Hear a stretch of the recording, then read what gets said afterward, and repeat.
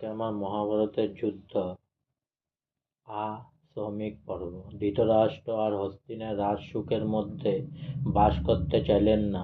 তিনি গান্ধারী সহ বনবাসের ইচ্ছা প্রকাশ করলেন।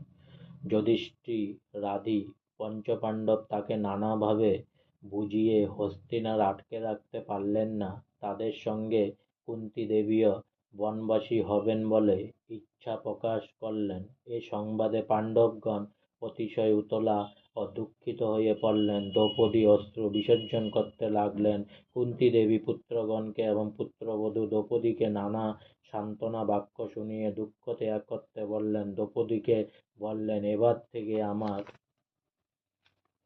পুত্রদের সকল ভার একা তোমাকেই বইতে হবে। আজকে আমার মহাভারতের যুদ্ধের কাহিনী এখানেই সমাপ্ত হলো। তা অনেক অনেক সাবস্ক্রাইব করুন, অনেক অনেক লাইক করুন আমার চ্যানেল।